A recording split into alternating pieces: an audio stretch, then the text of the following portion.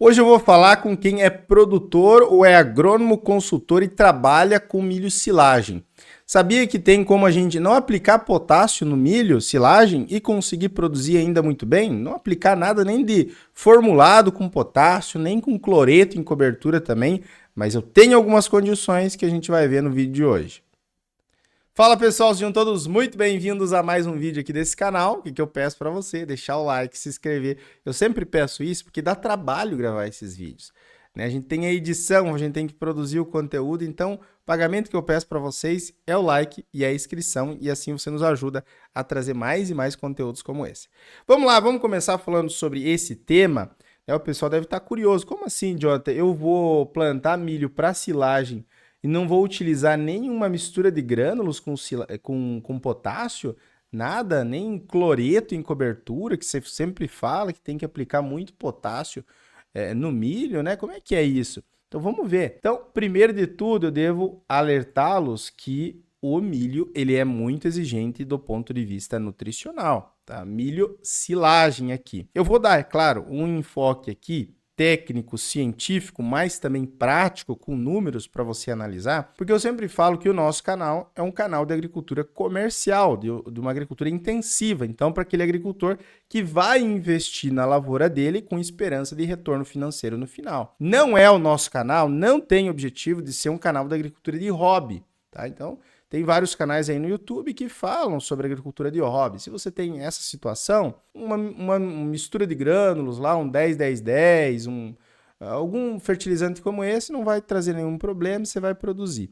Mas aqui o nosso objetivo é tratar do ponto de vista, né, técnico, comercial também, por isso a gente traz números aqui para vocês, tudo bem? Então, dado esse aviso inicial também. Nós podemos economizar de 30% a 50% em muitas lavouras que não fazem planejamento agrícola. O que eu vejo em áreas de silagem hoje, e a gente atende muitos produtores de silagem aqui na consultoria, vocês veem aí nos estudos de caso que a gente traz cada 15 dias para vocês, que alguns produtores eles fazem há 20 anos o mesmo padrão, né, de manejo para milho e silagem. E de fato isso pode dar certo. Só que quando a gente tem esse padrão de manejo, eu posso produzir até bem, razoavelmente bem, num ano que chove bem, com uma boa semente, que não deu muita praga, ok, posso produzir bem. Quando eu faço esse planejamento nutricional, a gente observa que eu consigo reduzir, em muitos casos, de 30% a 50% do que era gasto. E esse dinheiro vai para onde? Vai para a cooperativa? Vai para a agropecuária? Não, vai para o bolso do produtor, que ele vai conseguir trocar de carro, que ele vai conseguir investir na propriedade dele, né? Que ele vai produzir mais leite, ele vai produzir mais carne. Então, isso é muito bom. A gente vai mostrar para vocês como que isso funciona. E eu sempre deixo aqui, ó. Conhecimento é o principal insumo, conhecimento, dados. Você saber ter essas informações, esse conhecimento vai fazer total diferença. Olha só, a gente vai trazer um caso aqui, um exemplo, eu sempre gosto de trazer exemplos. Então a gente vai pegar aqui uma produtividade de silagem de massa verde, não é massa seca, massa verde de 60 toneladas por hectare.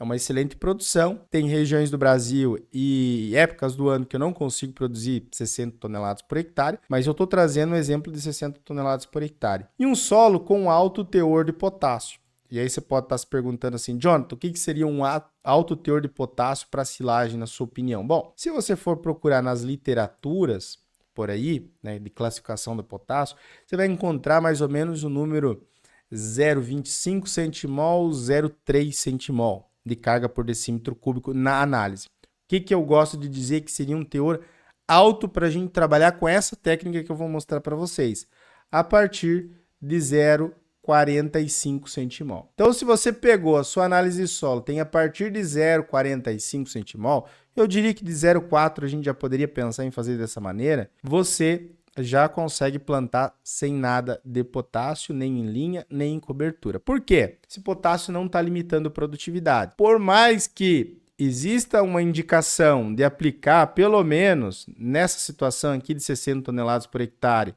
com um teor alto na análise de solo, 200 kg de K2O. Como assim? Tem indicação para aplicar 200 kg de K2O, mas eu não vou aplicar? Exatamente. Então aqui, ó, esses 200 kg de K2O equivale a 333 kg por hectare de cloreto de potássio. Mas aí você pode estar se perguntando, tá, Jonathan?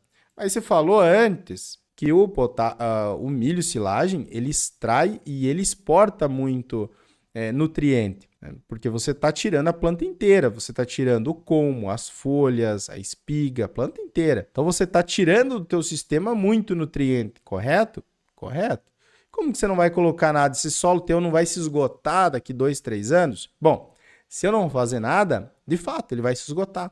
Solos que eu tenho um plantio muito intensivo de milho silagem e com uma adubação muito deficitária, muito pouco nutriente, em pouco tempo, 2, 3 anos, você já vai ter uma limitação por falta daquele nutriente. Então é um milho que não desenvolve, que fica travado, que começa a apresentar esses sintomas aqui ó, nas folhas mais velhas, que é uma clorose na margem da folha, evoluindo para uma necrose, que é esse apodrecimento da margem da folha.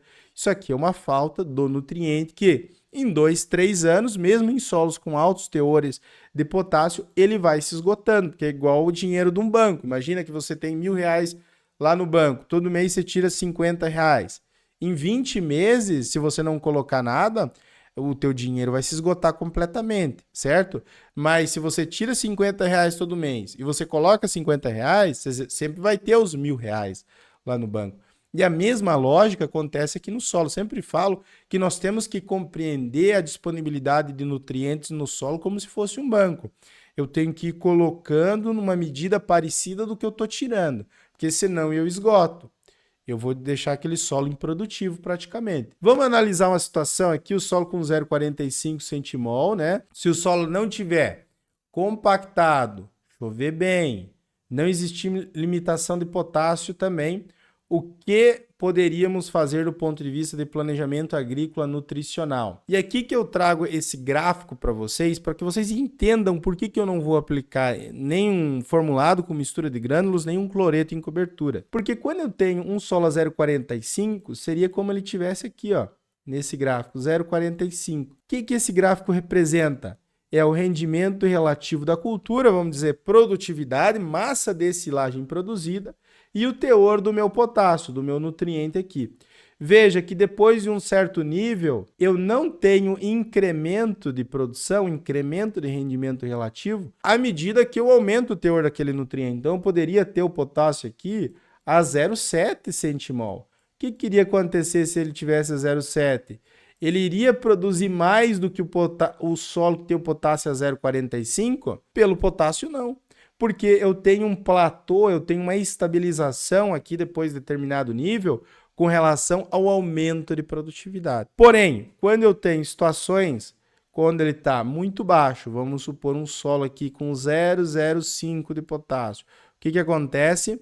Aqui sim, aqui ao invés de eu ter potencial para produzir as 60 toneladas, como a gente viu, um solo que não está compactado, né, uma boa genética, que choveu bem, se eu não aplicar o nutriente aqui nessa situação, não aplicar nenhuma mistura de grânulos com potássio, como um 8,28,16, como um 8,20,15, se eu não aplicar nem cloreto em cobertura, ao invés de eu produzir essas 60 toneladas, que era o potencial, eu posso produzir, às vezes, aqui, ó, 30, 20 toneladas, porque aqui eu vou ter uma limitação de 40%, 50% a produtividade que é potencial.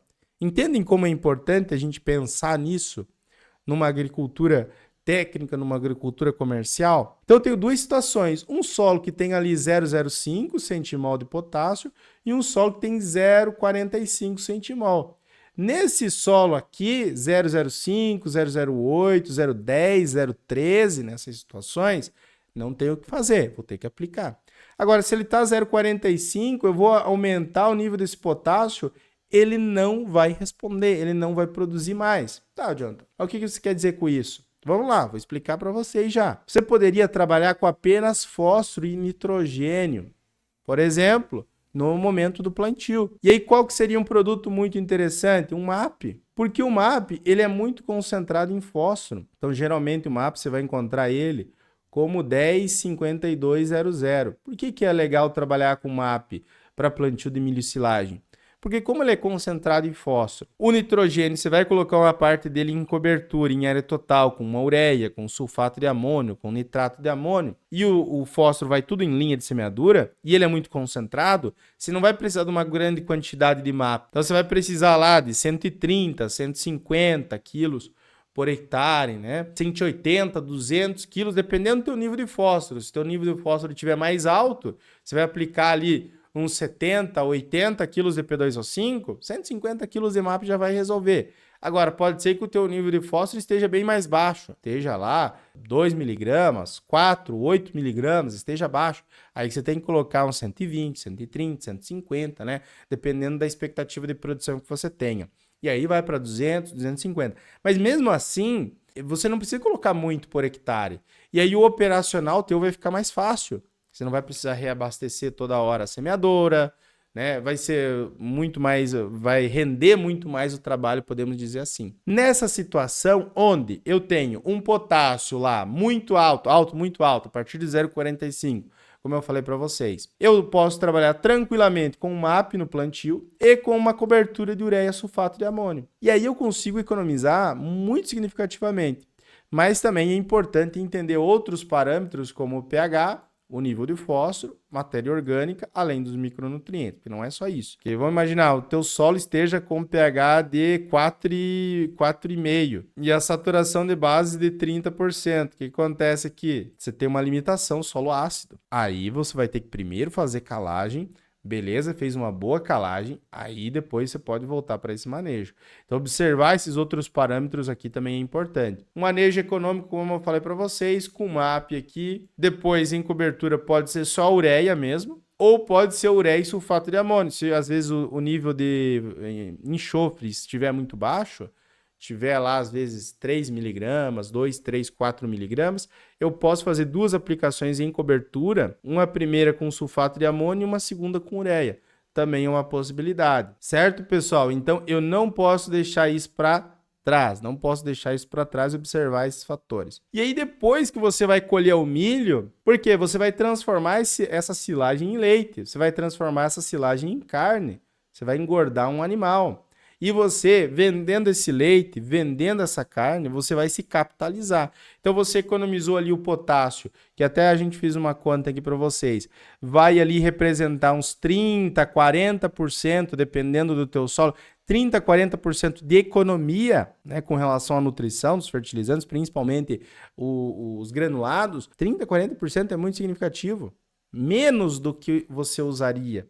E a gente tem muitas situações do produtor que ele usa excesso de potássio e ele poderia fazer isso. Ele poderia fazer esse planejamento nutricional. Então, ele vai se capitalizar, ele vai ganhar dinheiro com o leite depois que ele colheu a silagem, vai ganhar o dinheiro com a carne depois que ele vendeu o animal que ele engordou, com a silagem também. E é aí que ele vai repor aquele potássio que a gente falou para vocês, que é indicado, porque é a mesma lógica do banco. Se todo ano eu estou produzindo silagem e não estou colocando potássio, ele vai se esgotar. Eu estou tirando muito da minha conta do banco e não estou colocando nada.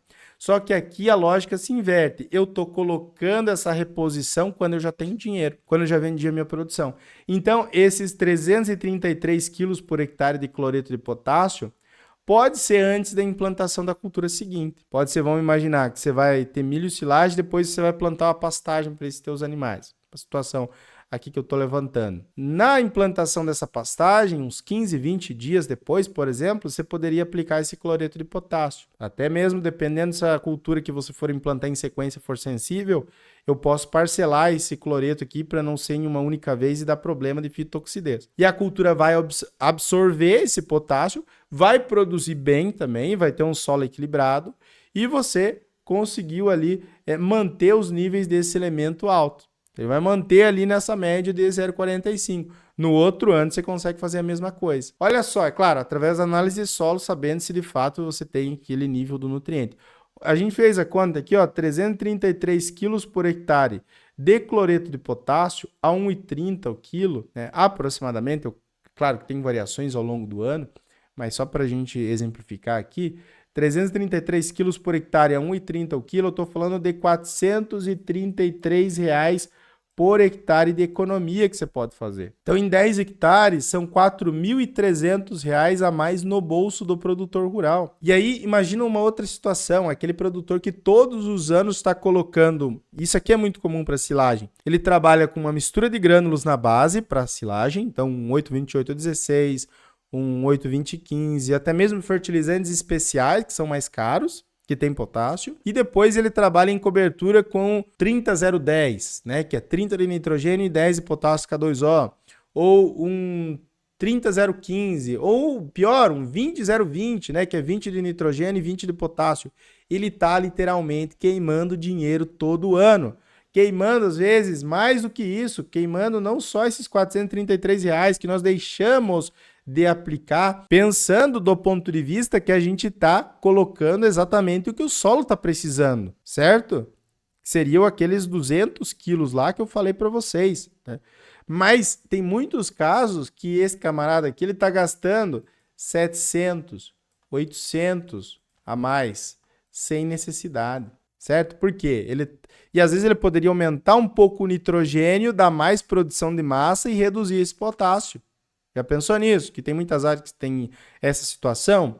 Às vezes ele está trabalhando com, nesse caso que eu citei para vocês, um 20,020, e ele está colocando a quantidade total de N ali, 100 quilos, 80, 90 quilos de nitrogênio.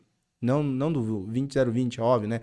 Mas de nitrogênio. Só que aí ele está colocando mais potássio do que precisa e menos nitrogênio. Ele poderia aumentar o nitrogênio, ganhar uns 20, 30% em produtividade e reduzir esse potássio. Então é essa situação que a gente quer trazer para vocês. Essa possibilidade que a gente quer trazer para vocês, certo? Mas fazer um manejo considerando todas as questões, né? Como a semente, a limpa, né? Começar em uma área limpa, fungicida, inseticida também é fundamental. Certo, pessoal?